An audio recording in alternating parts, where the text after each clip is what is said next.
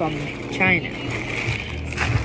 This is what I got. And this one is the one I bought from Houston. So how to test if the mask works or not. So you put mask on, then you light a lighter, then you blow it. So this one I got from Houston, the fire will not go off. Now watch the one I got from China.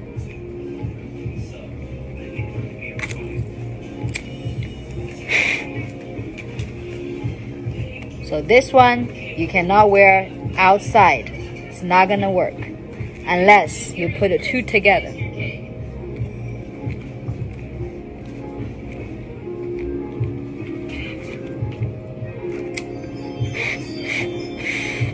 Not work. 真实的体温枪啊，就是这个样子的，测空气啊，怼天怼地怼空气的，什么东西都没有的，自己设定好的，随便挑，永远不会有37度的吧。 New highway in Pakistan, and a new rail terminal in Kazakhstan. A seaport in Sri Lanka recently opened, as well as this bridge in rural Laos. What's interesting is that they're all part of one country's project that spans 3 continents and touches over 60% of the world's population. If you connect the dots, it's not hard to see which country that is. This is China's Belt and Road Initiative, the most ambitious infrastructure project in modern history that's designed to reroute global trade. And it's how China plans to become the world's next superpower. Kazakhstan. It's 2013, and Chinese President Xi Jinping is giving a speech in Kazakhstan, where he mentions the ancient Silk Road, a network of trade routes that spread goods, ideas, and culture across Europe, the Middle East, and China as far back as 200 BC.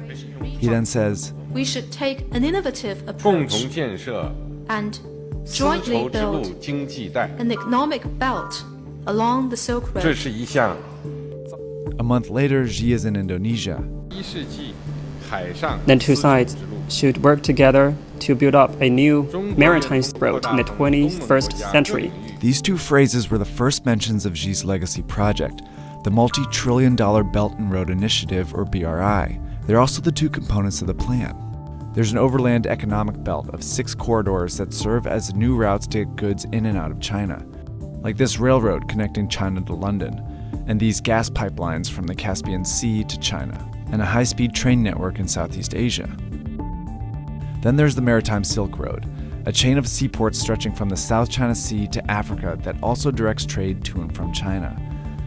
The BRI also includes oil refineries, industrial parks, power plants, mines, and fiber optic networks, all designed to make it easier for the world to trade with China. So far, over 60 countries have reportedly signed agreements for these projects. And the list is growing because China promotes it as a win-win for everyone. Take, for example, the BRI's flagship project, Pakistan. Like many countries in Central and South Asia, Pakistan has a stagnant economy and a corruption problem. It wasn't a popular place for foreign investment, that is until China came along. In 2001, China offered to build a brand new port in the small fishing town of Gwadar. By 2018, the port, as well as a highway and railway networks, became a $62 billion corridor within the BRI. It's where the economic belt meets the Maritime Silk Road, and it seemed to benefit both countries. Pakistan saw its highest GDP growth in 8 years and forged a tight relationship with a major world power. China, on the other hand, secured a new alternative route for goods, especially oil and gas from the Middle East. Through projects like these, it also found a way to boost its economy. Chinese construction companies that had fewer opportunities within their own country saw a huge boost from BRI contracts. 7 out of the 10 biggest construction firms in the world are now Chinese. What tips the balance in China's favor even more is a requirement that it be involved in building these projects. In Pakistan, for example, Chinese workers have directly built projects like this highway here, and a Chinese firm has worked with locals on a railway here in Serbia. China's involvement is one of its very few demands, and that's set these deals apart so far. See, typically, to get investment from the West, countries have to meet strict ethical standards. But China's offered billions of dollars, mostly in loans, with far fewer conditions. So it's no surprise the BRI has been a big hit with the less democratic countries in the region. China has signed agreements with authoritarian governments, military regimes, and some of the most corrupt countries in the world. It's even affiliated with Afghanistan, Ukraine, Yemen, and Iraq, all currently splintered by conflict. Because of China's willingness to loan money to unreliable countries, many experts have called the BRI a risky plan.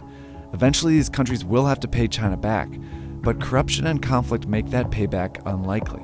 A recent report found that many of the countries indebted to China are very vulnerable, including 8 that are at high risk of being unable to pay. So why does China keep lending? Because there's more to the BRI than just economics. In Sri Lanka, China loaned about $1.5 billion for a new deepwater port. It was a key stop on the Maritime Silk Road. By 2017, it was clear Sri Lanka couldn't pay back the loan, so instead they gave China control of the port as part of a 99-year lease. China also controls the strategic port in Pakistan, where it has a 40-year lease. It's pushing for a similar agreement in Myanmar, and it just opened an actual Chinese naval base in Djibouti. These are all signs of what's been called the string of pearls theory. It predicts that China is trying to establish a string of naval bases in the Indian Ocean that will allow it to station ships and guard shipping routes that move through the region. So while China's not getting its money back, it's still achieving some very important strategic goals. China's growing influence challenges the status of the US, which has been the world's lone superpower for the last several decades. But isolation is trending in the US, meaning that they are investing less and therefore losing influence around the world. The BRI is China's way of leveraging power to become a global leader. By building relationships and taking control of global trade, China's well on its way.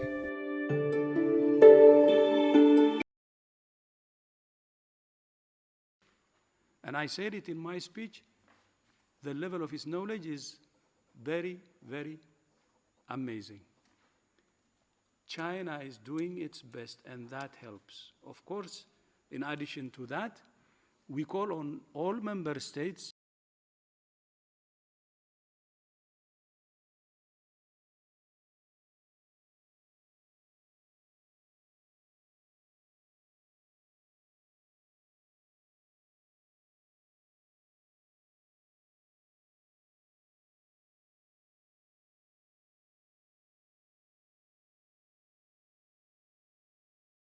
of all organs of the United Nations, including the Security Council.